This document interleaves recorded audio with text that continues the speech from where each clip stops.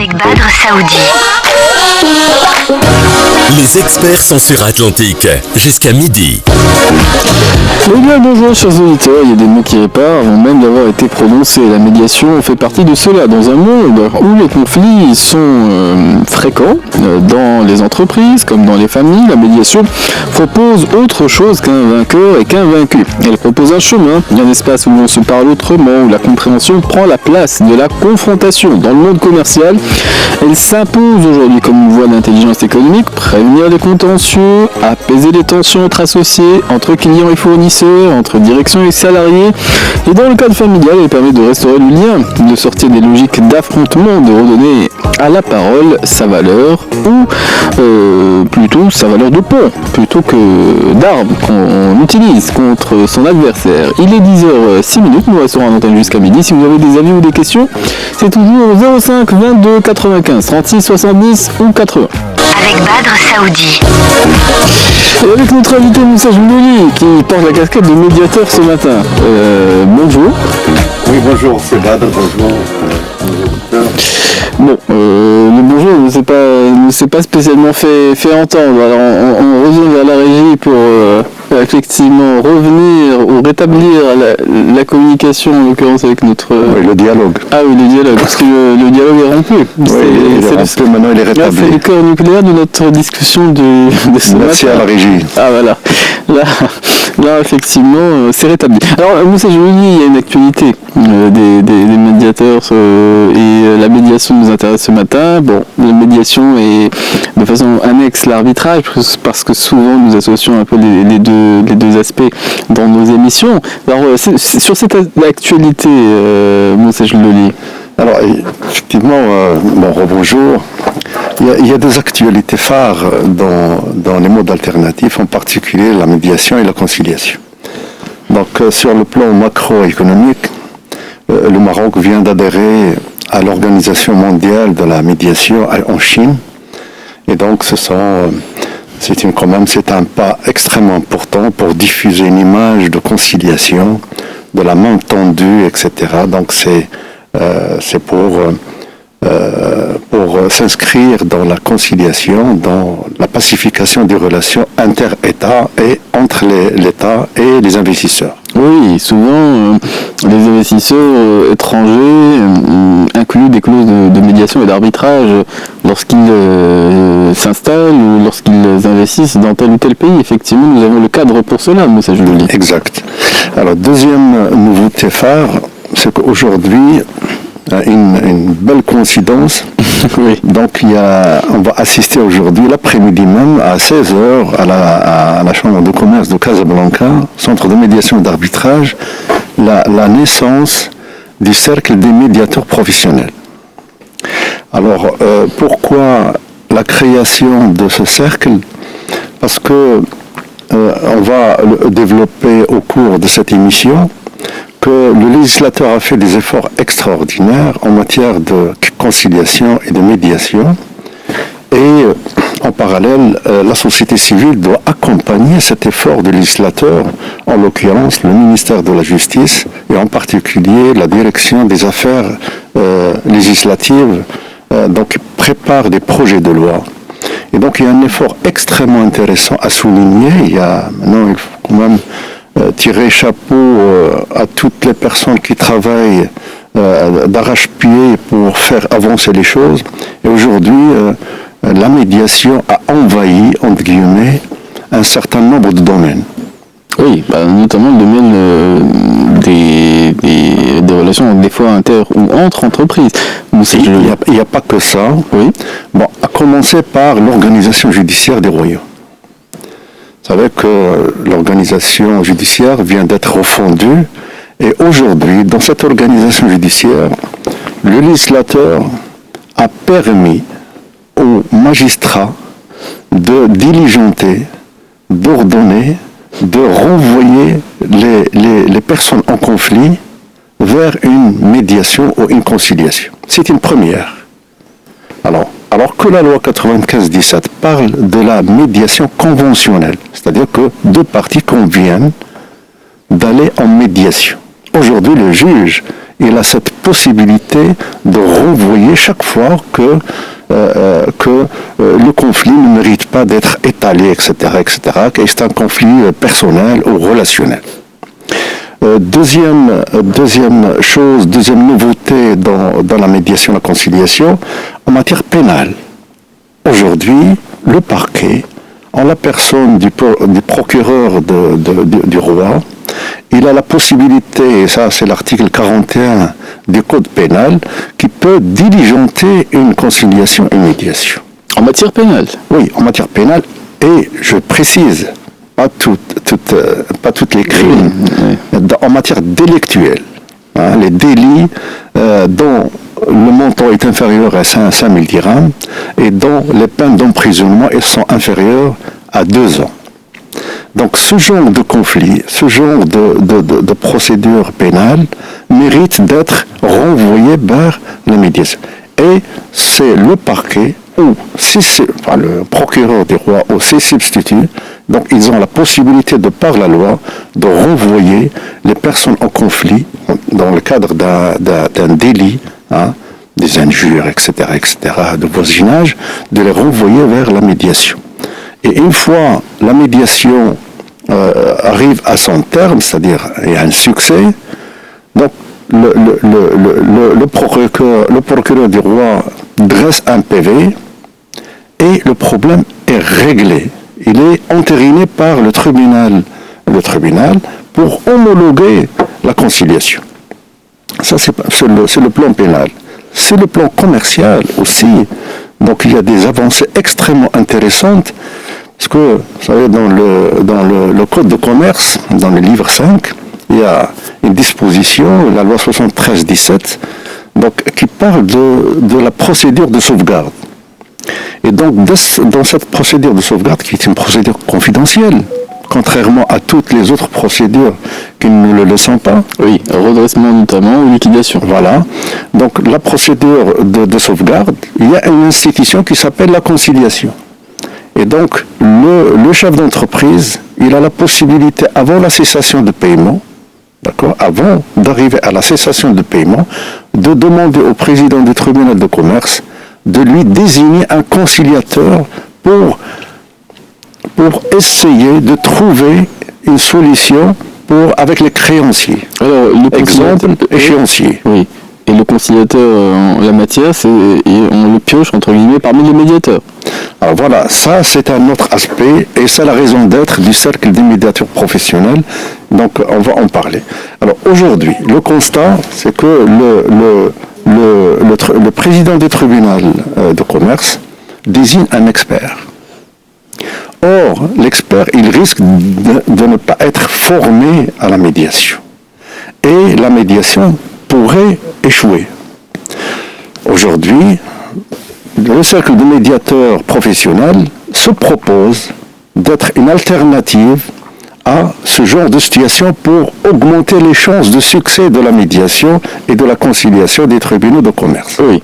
Alors, il y a une question qui découle de fait des explications qu'on vient d'entendre. Moi, ça, je le lis. Alors, il y a, si j'entends bien, le procureur qui, en matière pénale, peut effectivement opter pour la médiation dans les cas où il y a des plaintes sur des délits. Bon, les conditions viennent d'être évoquées. Et puis il y a le cas où le juge peut renvoyer à une médiation des parties en conflit s'il le juge nécessaire, entre guillemets. Alors, quels sont les cas de figure où on peut imaginer que le juge, en sa situation, entre guillemets, d'arbitre, va décider que la médiation est opportune? Et s'il le juge, comment les choses vont se passer? Alors, les personnes sont renvoyées en médiation, il y a un processus, ça va durer combien de temps? Et le cas échéant, si les personnes, effectivement, trouvent un terrain d'entente, comment ça va se passer au niveau judiciaire? Moi, ça, je le lis. Alors, dans la pratique, ce que nous avons imaginé dans le cadre du cercle des médiateurs professionnels, c'est que renvoyer des personnes vers la médiation, c'est une bonne chose. C'est une posture, c'est une nouvelle fonction du magistrat officiel. Donc il y a une autorité et puis il a un pouvoir. Aujourd'hui, le juge se transforme, c'est-à-dire participe à ce chantier de conciliation et renvoie vers les gens, vers des spécialistes de la médiation. Aujourd'hui, on n'a pas de liste de médiateurs. Il y a un vide total. Et c'est la raison d'être de la création de ce cercle de médiateurs. Ce sont des personnes qui ont été formées pendant au moins 130 heures de formation. Ils sont initiés à la formation, à la médiation. Ils sont rompus aux techniques et aux outils de la médiation professionnelle, surtout en entreprise ou en matière civile. Sachez tout simplement que l'article 13 de la loi 1800, et là donc je crois que nous en avons discuté aujourd'hui, et le moment se présente pour revoir encore, pour inciter ceux qui nous écoutent à aller vers la médiation, chaque fois qu'il y a un problème de copropriété. Oui. Oui, c'est effectivement... Contre le syndic ou le syndic contre un copropriétaire, aujourd'hui, il est pratiquement impossible d'aller directement à la justice. Et on est devant cette situation, et donc le juge n'a pas d'autre choix que de juger par la non-recevabilité de la demande. Si la médiation... La tentative de médiation n'est pas consommée. N'est pas consommée. Et ça, c'est... Mais dans les faits, effectivement, pour animer un certain nombre d'émissions sur la copropriété, dans les faits, une personne qui est manifestement en tort, qui n'a pas payé, par exemple, ses charges de copropriété, elle ne se présente pas. Donc, c'est pas nécessairement quelque chose qui est ancré dans la culture que, effectivement, d'en passer par la médiation. Alors, le syndic va convoquer la personne concernée qui manifestement a quelques raisons d'être ailleurs, de ne pas s'intéresser à la vie de la copropriété, de ne pas payer ses charges. Elle est convoquée et c'est quelque chose qui est rajouté au dossier. Donc c'est perçu comme étant effectivement un motif. Oui, un motif, mais surtout dans la pratique, c'est perçu comme étant simplement un alourdissement, parce que la personne qui est manifestement en tort ne se présente quasiment jamais, d'après les témoignages qu'on a pu entendre. Écoutez, ce qui se faisait dans le passé, le syndic, sa mission principale, c'est de récolter les cotisations des copropriétaires et d'engager des dépenses. C'est ça sa mission principale. Alors maintenant, s'il ne peut pas recouvrer les cotisations, il aura des difficultés à terminer les mois, terminer l'année, etc. Donc, il est responsable d'un compte. Aujourd'hui, les personnes récalcitrantes, il y a des tentatives en direct, il y a de la négociation, c'est un voisin après tout. Donc, on ouvre le dialogue en direct à travers une négociation, on l'invite à venir au bureau du syndic. Ah oui. Alors maintenant, s'il se refuse, on n'a pas d'autre choix que d'aller vers la justice. Maintenant, la justice, ce n'est plus possible. Il faut passer par une médiation. C'est quoi une médiation? Il faut passer par un tiers neutre, impartial et confidentiel. Et donc, c'est le médiateur. Et donc, chaque fois que vous passez par le médiateur, vous avez deux solutions possibles. Ou un échec de la médiation, et là vous avez un PV d'échec. Un PV d'échec.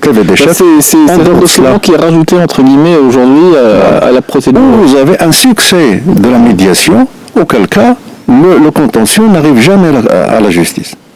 Et c'est une façon d'alléger la justice par des petits procès de 5 000 dirhams, de 2 000 dirhams, de 10 000 dirhams, de 15 000 dirhams. Vous voyez, donc la justice coûte cher. Elle est gratuite, mais elle coûte cher. Il y a un coût social de la justice. Vous savez, donc un magistrat fonctionne, le greffe fonctionne, l'huissier fonctionne, et donc toute la machine fonctionne.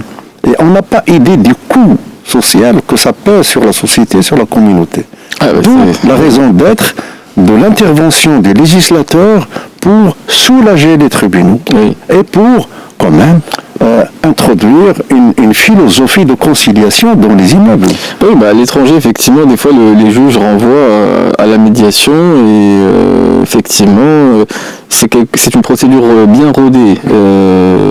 Il y a eu effectivement cette modification l'été dernier, on en parlait dans les différentes émissions concernant la copropriété, que cette introduction de la médiation. Alors, le coût des retards, on essaie de les éviter en évitant les retards. Il est 10h24, on va profiter de la respiration musicale, mais on reste ouvert à l'échange, bien entendu, jusqu'à midi ou 05 22 95 36 70 ou 80. Et nous sommes ce matin avec notre invité Moussa Jloli qui est médiateur. Alors on reprend la suite de notre conversation. Là on l'avait laissé Moussa Jloli. On parlait effectivement de la médiation dans la copropriété. Effectivement il y a des façons de faire ou peut-être des propositions qui peuvent faire leur chemin, qui rendraient peut-être un peu plus efficace le processus qui a été mis en place par le législateur.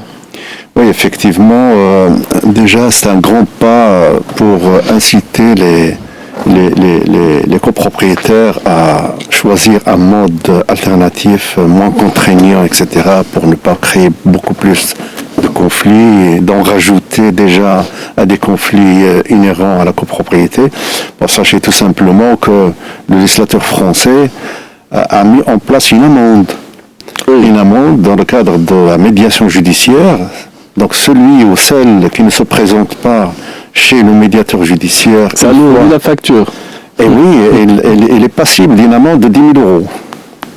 Voilà, et comme ça, ça lui apprendra de venir en médiation, parce que quand même le législateur est contraignant dans ce sens, et puis il estime que la médiation c'est un outil très efficace de résolution des conflits du type relationnel, du type émotionnel. Et donc on n'est pas encore là au Maroc. Il n'y a pas de... Oui, la procédure de médiation a été effectivement est désormais un passage obligé, pour autant il n'est pas accompagné de ce dispositif qui la rend entre guillemets... Ça va venir, ça va venir, parce que c'est un début, et puis il faut quand même faire un peu de pédagogie, initier, inviter les personnes en conflit à venir quand même à choisir librement ou par ordonnance de la justice à la médiation et à la conciliation. Après, donc, une fois la société civile et donc le processus est amorcé, donc viendra un jour où ça va être passible d'amende de celui qui ne fait pas attention à cette mouvance qui est en retard. Je suis en tort.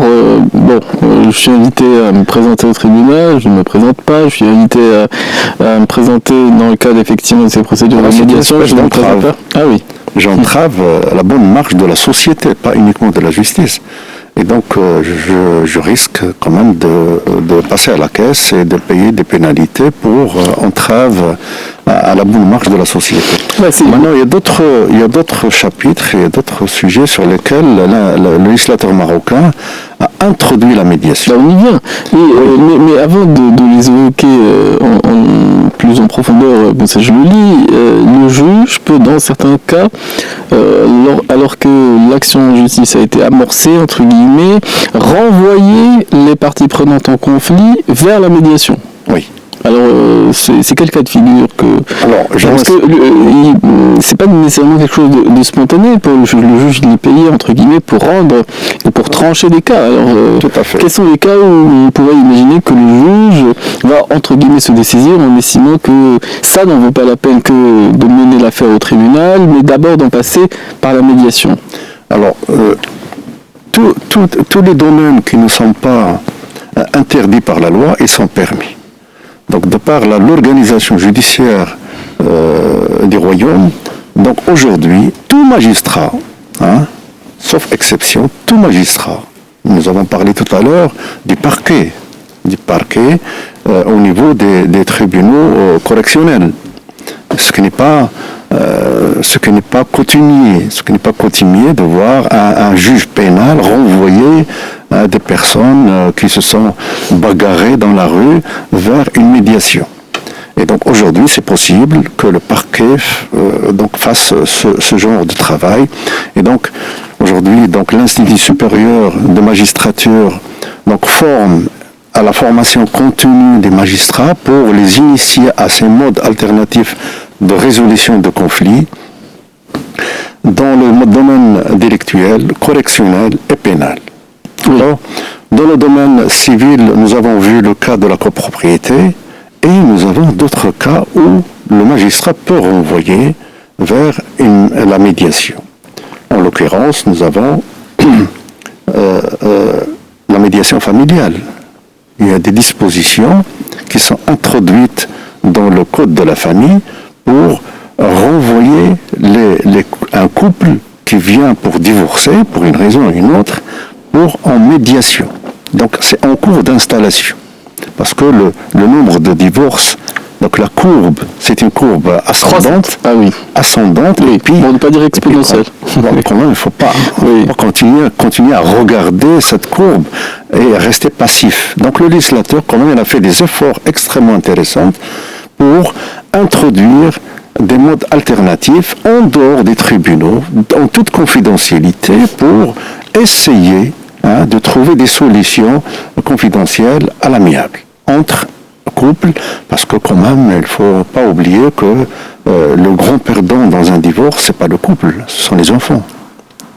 Et donc, pitié aux enfants, parce que quand même c'est des générations, ce sont nos enfants, et donc autant les protéger par des modes extrêmement puissants comme la médiation et la conciliation. Mais est-ce que ça se pratique d'ores et déjà, Moussa Jlouli? Ça commence. Ça commence, oui.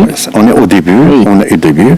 Alors maintenant, la grande nouveauté, c'est au niveau administratif, au niveau des collectivités territoriales. C'est-à-dire que chaque fois qu'un citoyen est exposé à un préjudice d'une collectivité locale, territoriale, donc il y a une circulaire du ministre de l'Intérieur, d'accord, je crois que la circulaire D1747, donc de 2021, donc qui incite les walis et les gouverneurs des provinces avec les présidents des communes, à chaque fois qu'il y a une plainte contre une commune, il y a une médiation qui est diligentée à chaque fois que les deniers publics sont en jeu. Vous savez, quand il y a une plainte, une commune peut, je ne sais pas, peut exproprier un bien personnel, un terrain, pour en faire un jardin public ou un parc d'attractions. Et donc, cette disposition, elle est donnée, donc cette possibilité est donnée au président du tribunal, de la collectivité locale, pour exproprier selon des règles, bien sûr, selon un certain nombre de dispositions prévues par la loi. Et donc, c'est un préjudice qu'on porte à autrui, à un citoyen qui n'a pas la même force que l'administration locale. Et donc, il peut porter plainte. Et donc, cette plainte, aujourd'hui, c'est une nouveauté. Elle est réglée par la médiation conventionnelle. Oui, souvent la plainte consiste à essayer d'évaluer la valeur du préjudice, et lorsque les indemnisations ne sont pas à la hauteur, voilà. La plainte porte davantage sur ce point-là. Alors la médiation va reprendre, j'imagine, aussi des expertises par rapport à la valorisation des terrains. Tout à fait. Donc il y a le médiateur, une fois il est désigné, donc c'est le plan officiel, parce que quand même le wali c'est le représentant de Sa Majesté dans une région. Et donc il y a des gouverneurs qui en dépendent. Et donc c'est une autorité publique. En parallèle, vous avez de l'autre côté le président d'une commune qui est un élu. Et donc vous avez le petit citoyen qui a 100 mètres carrés, qui est parti comme ça, parce que la commune a décidé que. Et donc cette position de rapport de faiblesse et de force est réglée aujourd'hui par la médiation. Et cette médiation, et donc le wali ou le gouverneur, il a quand même un droit de regard sur l'indemnisation, parce que ça touche aux deniers publics, parce qu'il faut indemniser à ce juste valeur pour ne pas porter le contentieux devant les tribunaux administratifs. Les citoyens, généralement, ils ont une confiance relative en la justice, Moussa Jlouli. Alors, en ce qui concerne la confiance par rapport à ces procédures de justice alternative, entre guillemets, de médiation, je ne suis pas certain que la confiance soit à son maximum. Alors, s'il faut expliciter, parce que quand on dit le dialogue, l'écoute, ce sont des techniques de médiation, mais ceux qui nous écoutent ne savent pas nécessairement en quoi ça consiste précisément. Alors, il y a un formalisme, il y a un certain nombre aussi de démarches, il y a la médiation qui est à l'initiative des parties en dehors du cadre judiciaire, et il y a la médiation qu'on vient d'évoquer qui peut être décidée par la justice. Est-ce que ce sont deux choses similaires? Et s'il fallait nous dire en quoi ça consiste précisément, alors quelles sont les étapes et les jalons qu'on pourrait effectivement partager avec ceux qui nous écoutent ce matin, Moussa Jollier? Très bien, donc jusqu'à maintenant, on a parlé de la médiation. On a parlé de la médiation, de la conciliation en tant que mode alternatif. Bon, on ne peut pas imaginer une médiation, une conciliation en dehors du médiateur. Le médiateur, on vient de le dire, le définir, c'est une posture. C'est une personne qui est confidentielle, qui est neutre par rapport aux parties, et qui est indépendante et qui est impartiale par rapport à l'objet des litiges. Et à partir de là, le médiateur, il est, je ne dis pas qu'il est investi de confiance, il est désigné selon des critères. Donc on ne choisit pas un médiateur de n'importe comment. Donc un médiateur, normalement, il est formé à la médiation. Et cette formation, c'est un processus qui dure jusqu'à 1 année. Pour former un médiateur, aujourd'hui, ça nous demande 1 année pour former un bon médiateur. Ben maintenant, tout ce que nous avons formé ne sont pas de très bons médiateurs, parce que les postures changent, le contexte socio-professionnel change.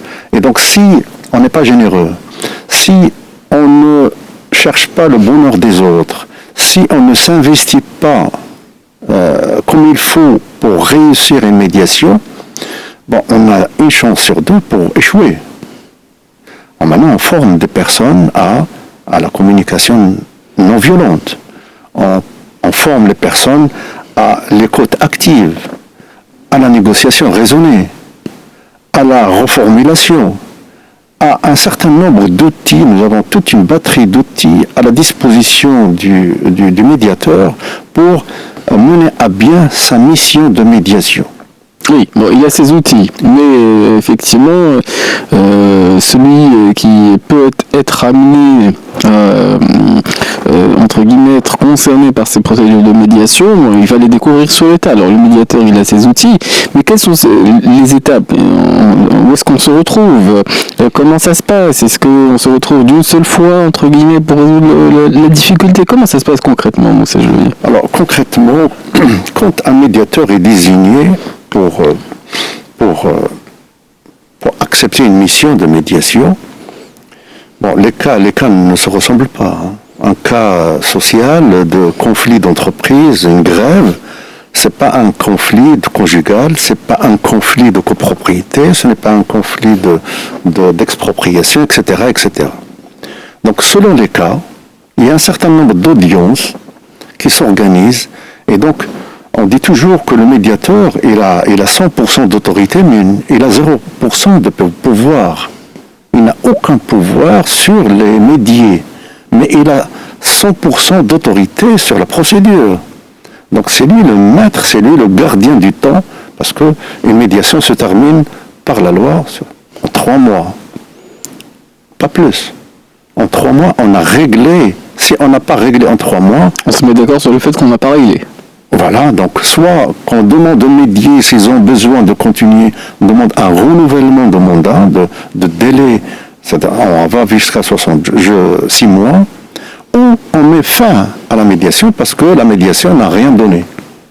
D'accord? Et donc, le processus, on dit toujours que la médiation, c'est un processus structuré. C'est quoi? Ça veut dire quoi tout cela?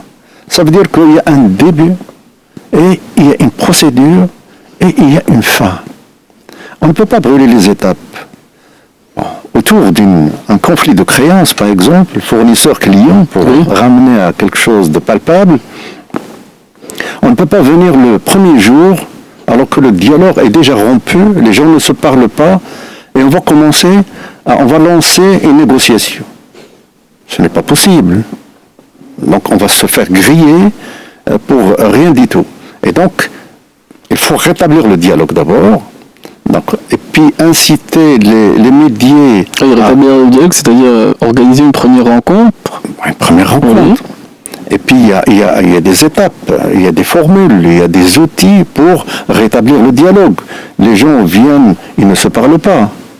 Après la première séance, ils commencent à se parler. Ils montent dans les décibels. Ils ne se regardent même pas dans les yeux. Oui. Ils s'évitent. Donc il a l'impression qu'il vient par la force ou par un formalisme, parce que bon, etc. Par courtoisie. Oui. Mais finalement, il s'aperçoit que il est en train de construire quelque chose. Il est en train de découvrir par le dialogue des choses dont il avait une mauvaise perception. Et le conflit, vous savez que le conflit naît de rien parfois. Hein. Ah bah ça, on parlait des affaires de famille, oui. En tout cas d'apparence, quelquefois de petites choses, oui. Et voilà. Le conflit naît effectivement parfois de petites choses. Parfois de rien du tout, et puis on passe à côté, et puis le conflit naît, et puis le temps passe, et puis la grande graine s'installe, et puis bon voilà, et puis c'est porté devant la justice pour pas grand chose. Alors que le départ était bidon, était un conflit de rien du tout, je ne sais pas, un couple qui va au supermarché, et puis donc pour des questions budgétaires, il y a un conflit qui naît entre un couple, et puis ça se transmet vers la maison, vers les enfants, etc. Et donc ça s'est porté vers le tribunal familial. Donc il y a un début. Donc tout ça c'est une formation, il y a un début à tout. Et puis le médiateur fait son travail de médiation chaque fois qu'il y a une construction positive, donc de rétablissement des dialogues, il va vers la construction. Au début, les gens viennent avec des positions. Et chacun tient à sa position. Et chacun se croit avoir raison. Et c'est l'autre qui a tort. D'accord ?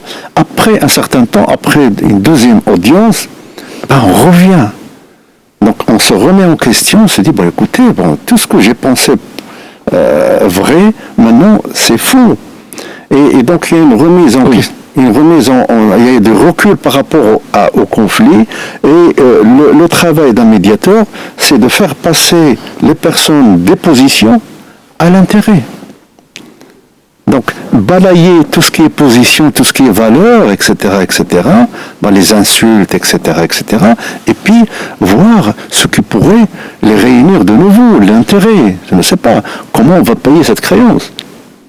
Comment on va arrêter cette société d'une façon amiable, sans aller vers la justice commerciale pour un redressement ou une liquidation judiciaire ?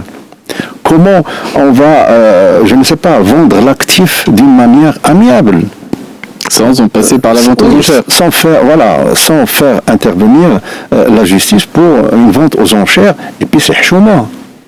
Et puis il y a une image d'un commerçant, il y a une image de tout un pays quand même, de voir les commerçants se déchirer, les familles se déchirer, etc. Donc le citoyen se déchirer d'une façon. Écoutez, nous avons perdu beaucoup de temps dans cette culture de contentieux. Aujourd'hui, le moment est venu et nous avons 1000 raisons pour nous remettre en question.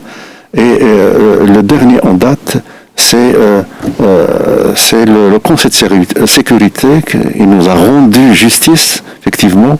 Et aujourd'hui, le souverain, Sa Majesté le Roi, donc, nous a appris des leçons extrêmement intéressantes de la main tendue.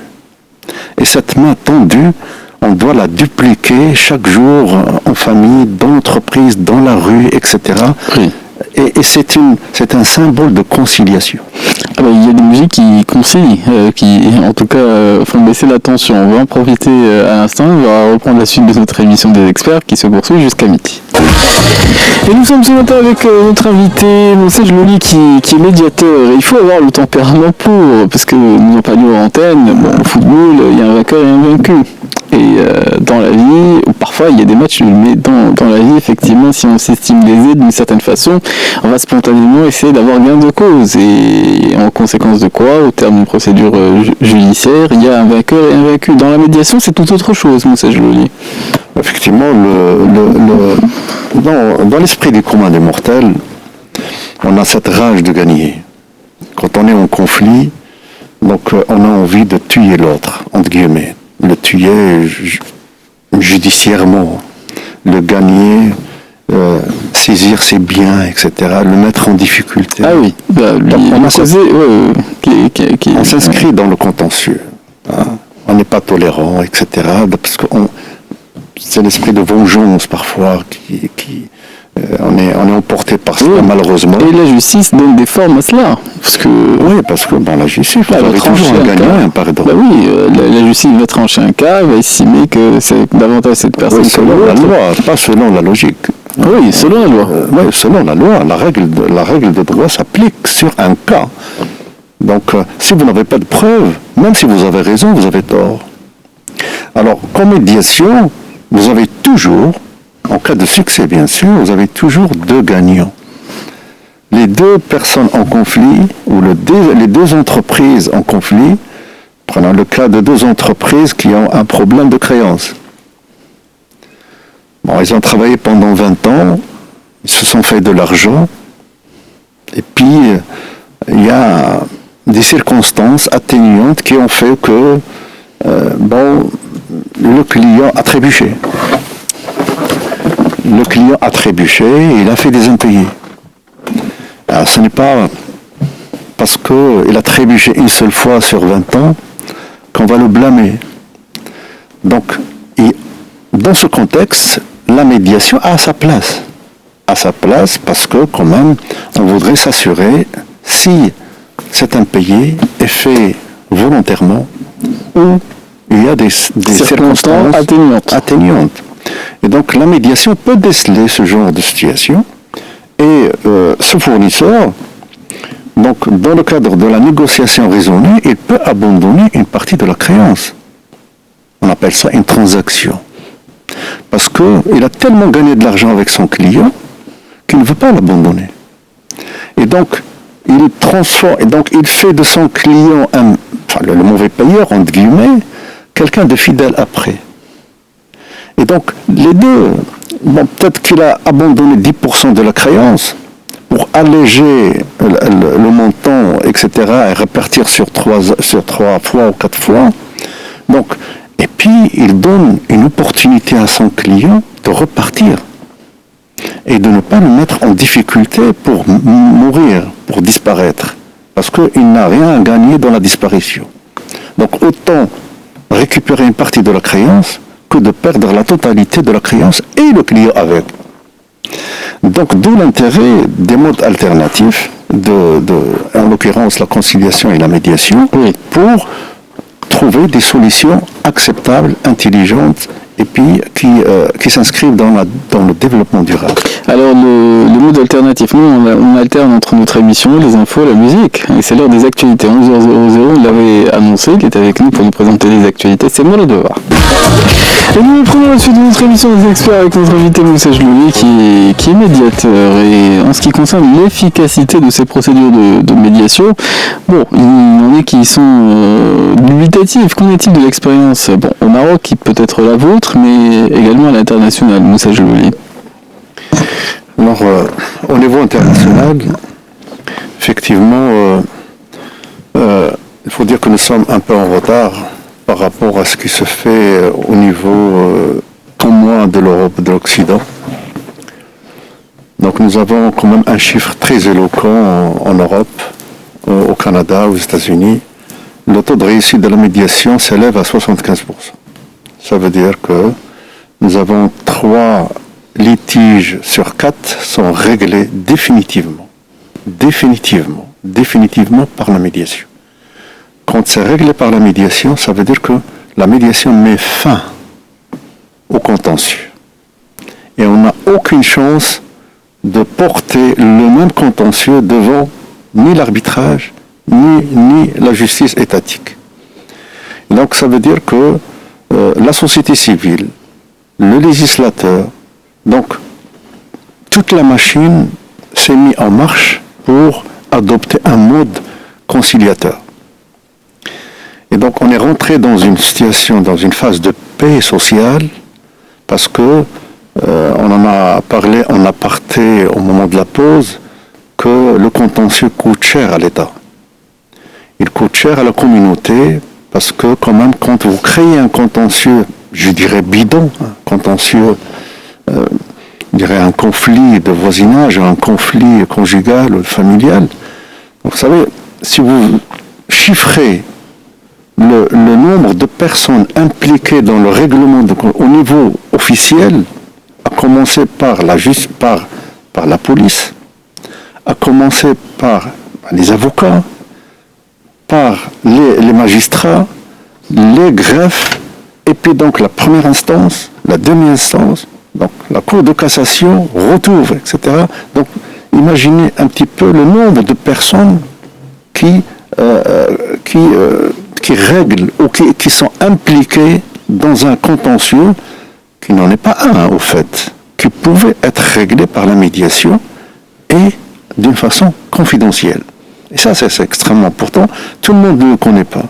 Quand on passe par la médiation, ou par l'arbitrage, ou par la conciliation, c'est entouré de confidentialité. Et toute violation de la confidentialité expose et le médiateur, ou le conciliateur, ou les médiés, ou toutes les personnes qui ont assisté à des peines pénales. À des peines pénales. Et là, le législateur, il est très regardant, il est très à cheval sur la confidentialité. Donc même la presse, même les médias, donc ne peuvent pas... Certains effectivement conflits ont été médiatisés. Oui. Souvent quand ils sont portés devant la justice. Même des médiations, entre guillemets, ou non, plutôt des procédures d'arbitrage, précisément. Oui. Certaines procédures d'arbitrage ont été quand la sentence est annulée. Oui. Quand la sentence est annulée, donc maintenant, le linge est étalé devant la justice étatique, au niveau des tribunaux des cours d'appel, et donc on connaît les parties en litige, on connaît le type de contentieux, on connaît les parties prenantes, etc. Et puis donc la presse est là, elle fait son travail de médiatisation. Oui. C'est un gain-pain. Oui, ou lorsque effectivement les sentences ne sont pas acceptées, entre guillemets, par l'une des parties, mais c'est souvent des cas d'arbitrage. Des cas d'arbitrage. Plus que de médiation, bien plus. Tout à fait. Qui ont été médiatisés. Alors sur l'efficacité, on vient d'en parler, mais dans le monde de l'entreprise, Moussa Jelouli, quels sont les cas les plus fréquents à l'international ou au Maroc qui rendent, entre guillemets, qui sont le plus traités dans le cas des médiations? Alors, sur le plan international, au début de cette émission, nous avons dit que le Maroc a fait un grand pas vers la médiation et au niveau mondial. Donc, il vient d'adhérer, il y a 2 mois, 3 mois de cela, à l'Organisation mondiale de la médiation en Chine, au Pékin.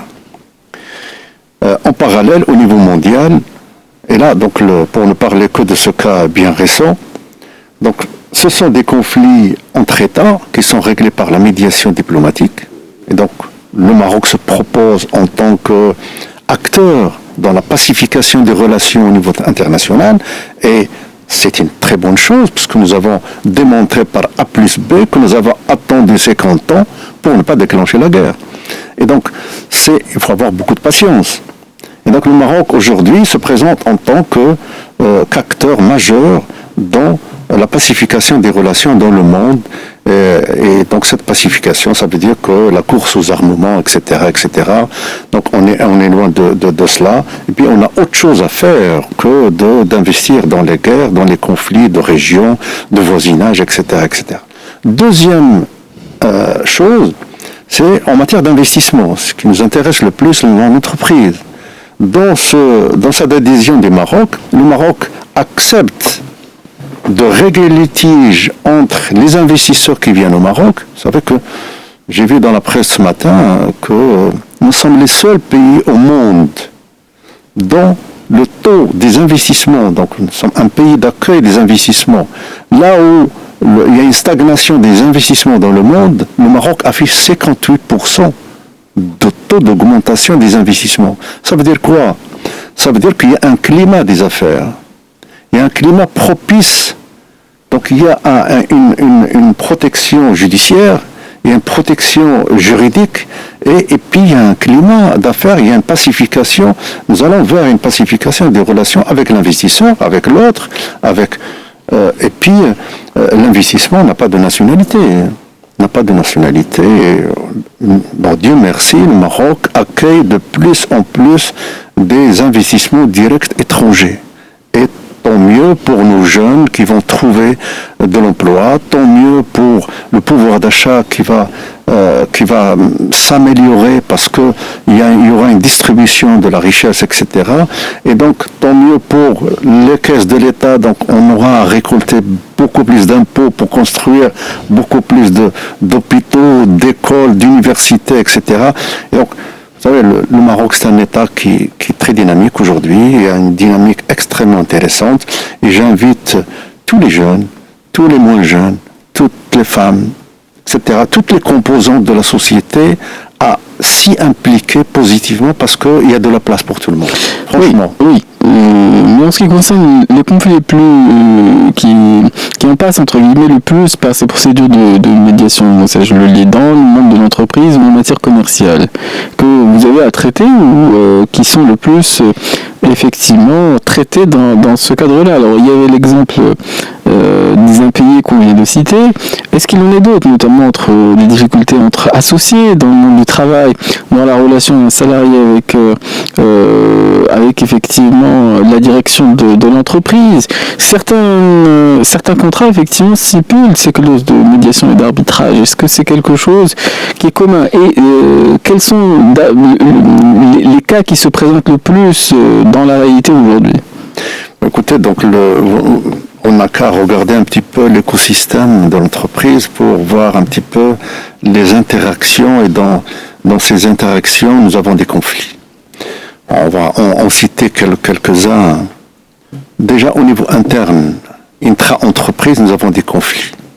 Conflits entre cadres et direction, entre salariés et cadres, entre techniciens et commerciaux, entre marketeurs et la communication, entre DRH et le financier qui n'arrive pas à lâcher le morceau parce qu'il défend le steak des actionnaires, etc., etc. Donc nous avons des conflits qui sont réglés par la médiation, donc en interne. Et nous avons un conflit quand même qui est très récurrent, c'est les conflits d'associés. Et dans ce conflit d'associés, il y a une grande partie... Oui. L'intérêt de la confidentialité en la matière. Pardon? Parce que les conflits entre associés, on espère qu'ils ne soient pas étalés ni devant la justice, ni devant quelques personnes d'autres, parce que effectivement, des fois, on essaie de ne pas fragiliser la réputation de l'entreprise. Tout à fait. Et donc ce genre de conflit entre associés, on le voit très souvent dans le cadre de la succession. Quand le chef d'entreprise, le patriarche, disparaît, le château s'effondre, malheureusement.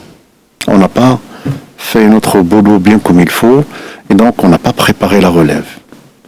Et donc les héritiers arrivent, les successeurs arrivent, et chacun a envie de prendre la reine.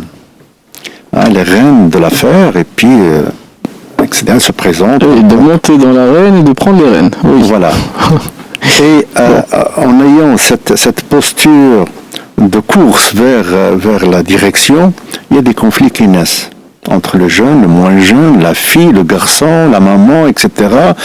Et donc, il y a une situation conflictuelle à laquelle il faut faire très attention avant le décès. Malheureusement, on a peu de temps pour s'en occuper et on n'y pense même pas. Oui, et quelquefois le décès est soudain, par définition. C'est la raison pour laquelle il faut se préparer à ce genre de situation dans l'entreprise pour assurer une pérennisation de l'affaire. Et donc, très souvent, ce conflit conduit l'entreprise vers la liquidation judiciaire, malheureusement. S'il n'est pas réglé par la médiation. Bon, un exemple très simple. Quelqu'un qui a fondé une entreprise, une PME, et cette PME a pris de l'importance dans le tissu économique, et puis un jour ou l'autre, il disparaît. S'il n'a pas un enfant, fille ou garçon, qui l'accompagne, parce qu'il y a des secrets d'entreprise quand même. Bon, il y a des secrets. Et donc, s'il n'a pas préparé quelqu'un dans le temps pour le succéder dans la direction, dans le management de cette affaire, il y a une chance sur deux pour que ça s'écroule. Et puis le conflit, n'en parlons pas. Déjà, sur le plan managériel, donc on a du mal à assurer donc la continuité de l'entreprise. Maintenant, s'il y a un conflit, il viendrait s'ajouter à la façon de diriger, à la façon de s'occuper des ressources humaines, à la façon de s'occuper de ses clientèles, à la façon de gérer les fournisseurs, des banquiers, parce qu'il y a des habitudes. Il y a des conflits de caisse. Il y a des conflits de caisse, et puis quand vous avez une personne qui pompe, demain vous en avez 4 ou 5 qui pompent à la fois, et donc le pompage, donc on ne fait faillite que par la trésorerie. Et c'est prouvé dans la réalité. Quand on touche à la trésorerie, on conduit l'entreprise vers la banqueroute, vers une difficulté de trésorerie. Bon, c'est l'oxygène. On pompe sur l'oxygène, et puis l'oxygène n'est pas une ressource interminable. Donc viendra un jour où on n'a plus d'oxygène et à l'asphyxie. Et l'asphyxie, c'est l'oxygène est encore une ressource gratuite, donc c'est joli. Quoique, il est un marché carbone. Ouais. Bon, mais l'exemple est frappant. Alors, la médiation, dans ces circonstances-là, alors si j'entends bien, c'est essentiellement dans ce cas de figure de succession, de conflit dans les cas, effectivement, il y a des incidents en matière de paiement, de créance et ainsi de suite. Alors, on a donné l'exemple des associés. Quels sont les cas concrets, effectivement, qui peuvent avoir une porte de sortie par cette voie de la médiation, c'est joli. Écoutez, à partir du moment... on a fait le constat, alors la médiation... le constat, maintenant, qu'est-ce qu'elle apporte ? Qu'est-ce qu'elle pourrait apporter, la médiation, dans ce genre de situation pour aider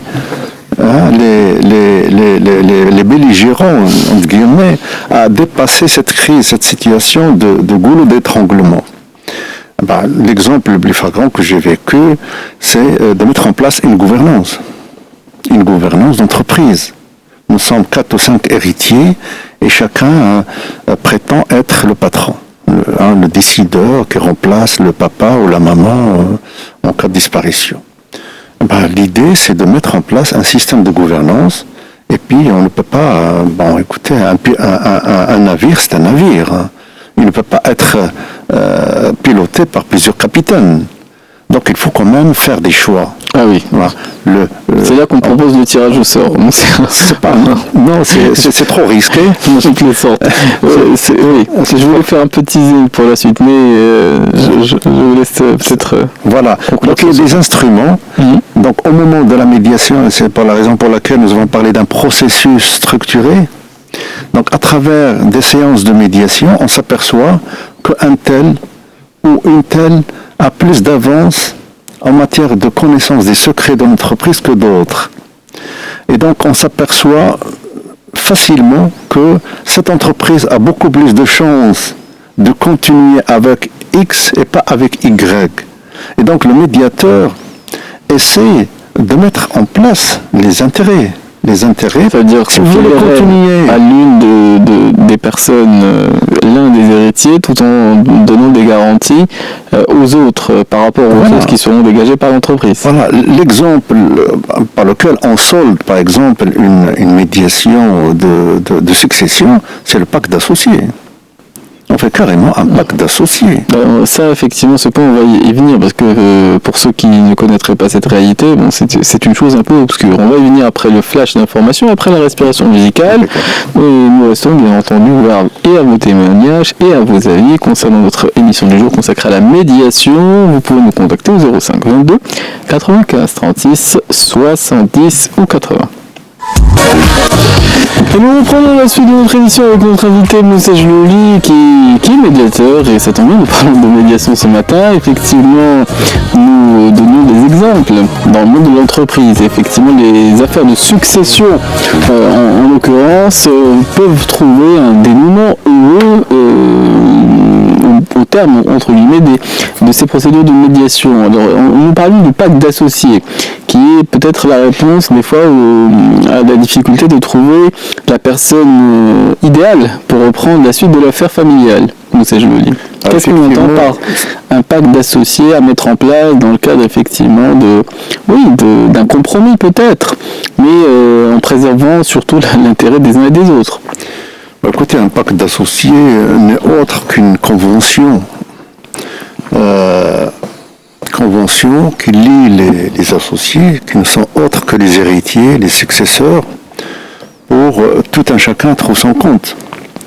Bon, autant moi j'accepte dans une médiation de vous laisser la place pour diriger, pour faire autre chose, mais je reste regardant sur les deniers de l'entreprise quand même. J'ai une part des actions ou des parts sociales, et de ce fait, il faut quand même donner l'occasion de suivre un petit peu l'évolution, de participer de loin ou de près à la vie de l'entreprise, ce patrimoine laissé par le défunt.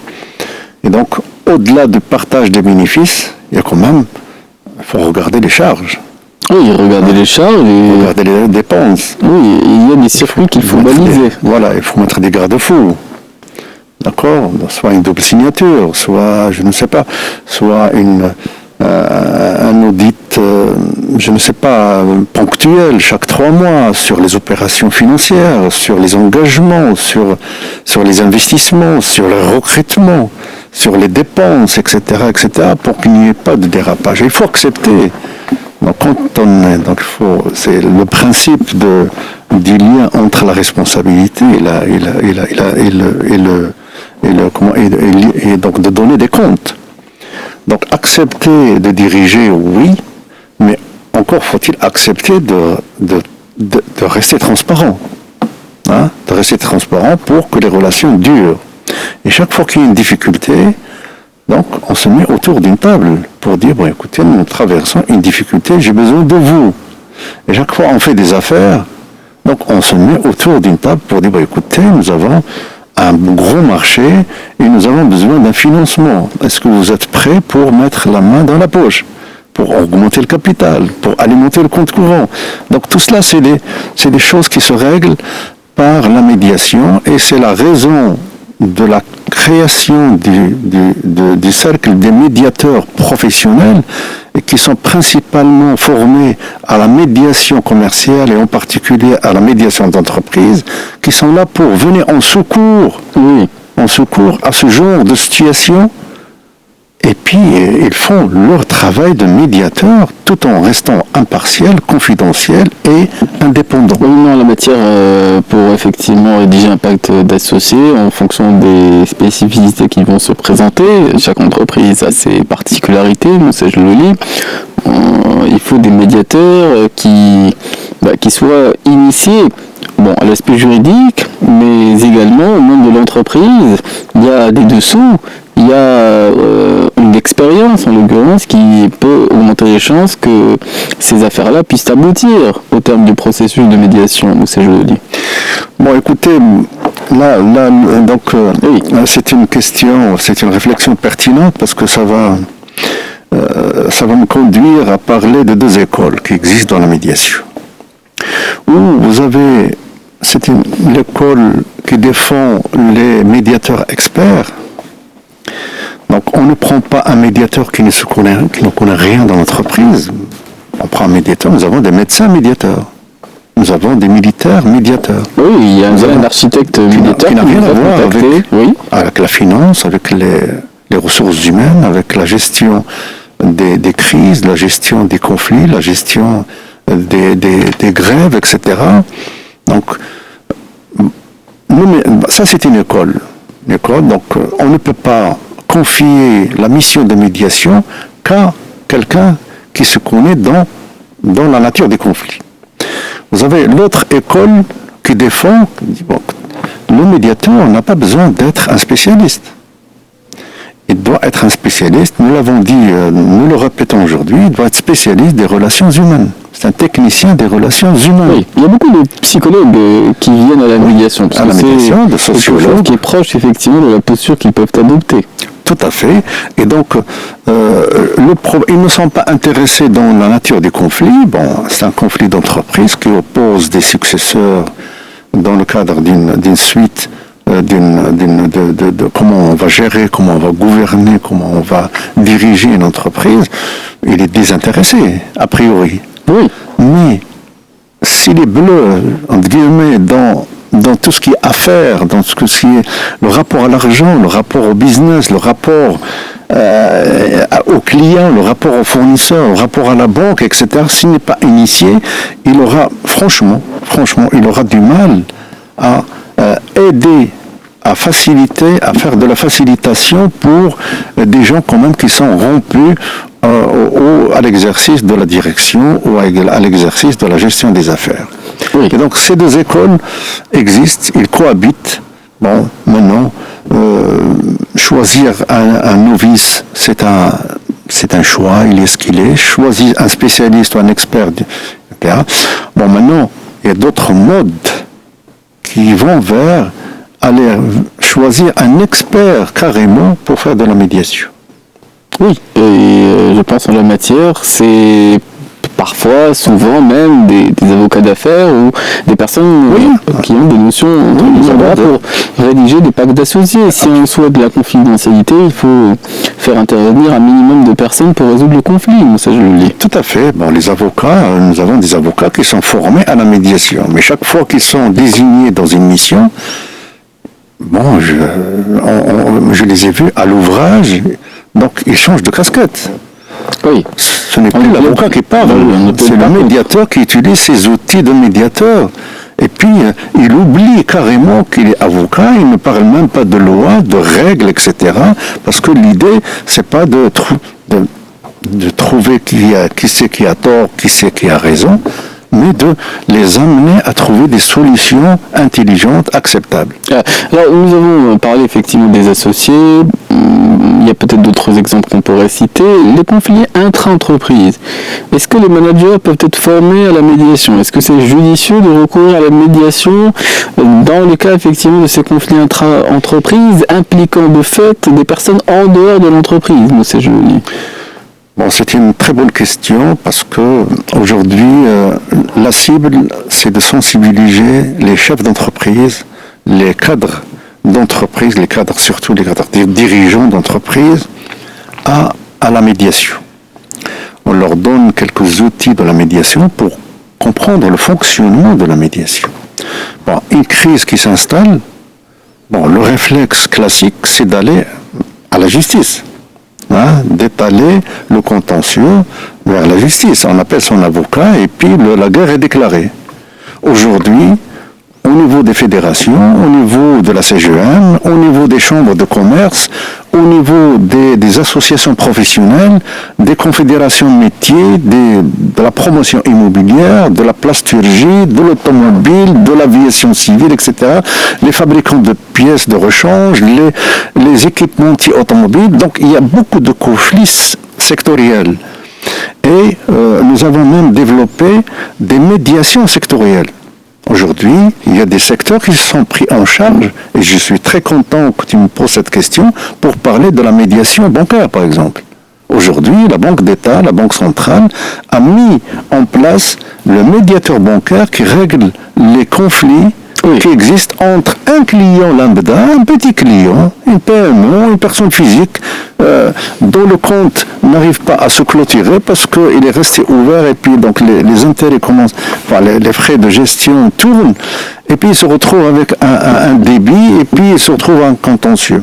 Et donc ce genre de situation, il est réglé par le médiateur bancaire parce que le médiateur bancaire c'est à la fois un médiateur et puis c'est un technicien de la banque. Donc il sait qu'on est un expert et puis ses décisions sont irrévocables. Donc ils sont... Oui, mais il y a même un site, un site internet où il est possible de faire parvenir les documents, le conflit en l'occurrence, un client d'une banque. Et c'est un moyen de résolution de conflits. Exactement. Ça dure un mois, généralement, quand on a un retour d'un client mécontent pour tel ou tel point dans sa relation avec sa banque. Tout à fait. Et ça, cette démarche de la Banque centrale s'inscrit dans l'amélioration du climat des affaires. Vous savez, plus on a des conflits avec les banques, plus la situation devient critique. Hein? Vous savez qu'une banque, c'est une banque. Une banque, elle reçoit des dépôts, et puis elle les transforme en crédit, et puis si l'entreprise ne rembourse pas, il aura des difficultés à rembourser le dépositaire. Et donc, c'est un métier très compliqué, donc autant rentrer dans une situation positive avec ses clients. Oui, mais là il y a effectivement un médiateur, même une structure, même institutionnelle. Moussa Jlouli, pour le reste des cas que nous avons pu évoquer ou esquisser durant notre émission ce matin, Moussa Jlouli, il faut choisir un médiateur et de façon, si possible, même de façon consensuelle avec la partie avec laquelle on peut éprouver une certaine difficulté. Moussa Jlouli. Alors où est-ce qu'on trouve ces fameux médiateurs? Alors il y a le cercle en question qui peut être une liste de médiateurs mis à disposition de la justice, il y a les chambres de commerce, il y a aussi des institutions qui prennent en charge effectivement cette mission-là, Moussa Jlouli. Alors maintenant, où trouver un médiateur chaque fois que nous avons un conflit? Pour ne rien vous cacher, nous avons aujourd'hui un manque de médiateurs. Disons que nous formons des médiateurs, mais on n'a pas cette vocation d'établissement universitaire pour former un nombre suffisant de médiateurs pour le tissu économique, pour le tissu social, pour le tissu correctionnel, etc. Donc, on forme et puis on fait de la sensibilisation au niveau des universités pour initier les étudiants qui se forment soit dans un master ou dans un cycle doctoral pour porter les jeunes de pacification des relations là où ils vont atterrir dans le monde du travail. Alors maintenant, où les trouver? Bon, aujourd'hui, il y a quelques centres de médiation qui tournent, et puis on peut trouver, c'est ce qu'on appelle la médiation institutionnelle. Donc, il y a un règlement de médiation, aujourd'hui dans la Chambre de commerce de Casablanca, et il y a un centre de médiation et d'arbitrage, nous avons un vivier de médiateurs. Et aujourd'hui, nous avons, à 16h, Inch'Allah, nous allons assister à la naissance du premier cercle des médiateurs au Maroc. Et là, on prend toutes les nationalités, toutes les formations confondues. Pas uniquement les personnes que nous avons formées. On prend même les personnes qui se sont installées au Maroc, qui viennent de Belgique, de Suisse, d'Allemagne, etc., et qui ont eu une formation. Donc ils sont invités, et là ça me donne l'occasion de lancer un appel à toutes les personnes qui sont formées, qui sont titulaires d'une certification, ou d'une diplomation, ou d'une attestation, d'au moins 30 heures de formation, pour rejoindre le cercle des médiateurs professionnels, pour aller de l'avant, pour s'afficher, pour présenter des solutions à des personnes en situation de conflit. Je ne sais pas si on va de l'avant, mais en tout cas on avance dans l'heure. Il est 11h47, on va profiter de la respiration musicale et on se retrouve pour la dernière partie de notre émission des experts ce matin. Nous sommes avec notre invité Moussa Jlouli, qui est médiateur. Nous parlons de médiation ce matin. On répondait à la question de savoir où trouver les médiateurs, mais comme dans tous les métiers, bon, il y a les bons et les moins bons. Quelles sont les qualités d'un bon médiateur, Moussa Jlouli? C'est une colle, c'est pas une question. Oui, mais il faut avoir le tempérament, un certain nombre de qualités qui font que on peut, lorsqu'on est intéressé par ces procédures de justice alternative, entre guillemets, augmenter ses chances de réussite pour la résolution des conflits. Oui. Bon, écoutez, tous les médiateurs se valent a priori à partir du moment où ils ont reçu tous la même formation. On peut l'espérer. Maintenant, Maintenant, Est-ce que les avocats sont mal? Oui. Sur le terrain, bon, les postures changent, les contextes changent, les médias changent et les conflits changent. Et par conséquent, pour être objectif et apporter un jugement quand même relativement objectif, nous avons ce qu'on appelle les KPI. Donc nous avons des indicateurs pour juger un médiateur en fonction des taux de réussite. Plus un médiateur, je ne sais pas, assure des médiations réussies, plus il est coté. Il est coté et plus il a de l'expérience dans la réussite. Est-ce que ces taux ou ces chiffres, est-ce que cette data entre guillemets est disponible? Alors sur le plan institutionnel, oui. Sur le plan institutionnel, oui. Oui, si vous voulez, dans le centre de médiation et d'arbitrage de Casablanca, dans d'autres centres qui font de la médiation, ils ont cette information. Parce que ils savent d'une façon, la demander. Tout en gardant la confidentialité, les statistiques sont diffusées pour dire, bon voilà, nous avons passé tant de cas et tant de cas. Nous avons eu, je ne sais pas, 50 médiateurs ou 40 médiateurs. Donc les 40 médiateurs, il y a 30% qui ont réussi à 100%, il y a 40%, etc. Donc on peut sortir des statistiques et faire de l'analyse et puis apporter des mesures correctives pour faire de la formation continue. Pour les gens qui n'arrivent pas à percer dans la médiation parce qu'ils ont toujours ils ont eu des cas très difficiles, faut le dire aussi. Bah oui, des statistiques sur un échantillon de 5 médiations dans une carrière débutante, c'est pas tout à fait la même chose que des statistiques sur un nombre considérable de médiations qu'on a pu mener, une centaine, que sais-je, au terme d'une carrière de médiateur. Mais est-ce qu'on parle de carrière pour un médiateur ou est-ce qu'on parle de vocation, de complément par rapport à une activité principale? Le législateur marocain et le législateur international définit la médiation en tant que mission. Ce n'est pas une profession, ce n'est pas une carrière, c'est beaucoup plus une posture de médiateur. Et donc, on a une profession principale, un métier principal, et en parallèle, on se forme à la médiation. On est architecte, médiateur. Je suis éligible alors. On est journaliste, médiateur. Parce que nous avons beaucoup de conflits dans le journalisme. Oui, je vous apprends rien.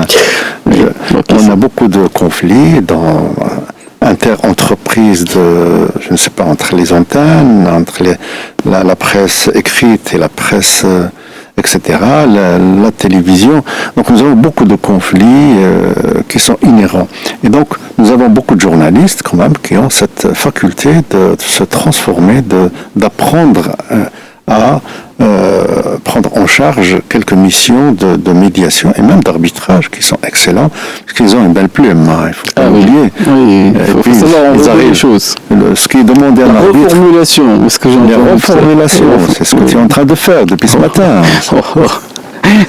Pour me faire parler. Mais il n'y a pas eu de conflit naissant entre nous, Moussa Jlelé, je le précise toujours. Il est latent. Il est latent, ah oui, il attend de surgir. Oui. Il est latent. Bon, les conflits sont naissants lorsqu'on déborde. On m'a dit qu'à l'instant qu'il s'agit de rendre pour nous l'antenne.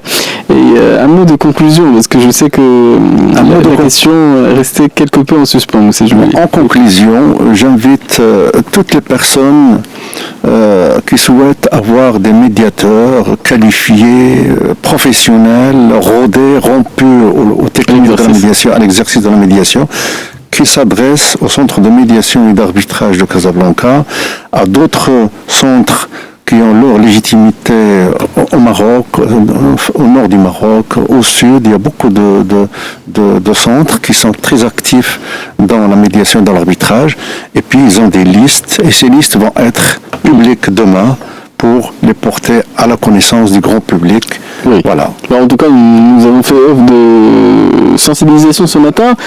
On va se quitter parce que c'est l'heure des actualités. Nous sont présentés par Kamal Sal qui nous présente le journal d'information en langue arabe. Et la tranche suivante, vous le savez, sera animée par Fadalou. Ils viennent en force en plus. Les experts sont sur Atlantique. Jusqu'à midi.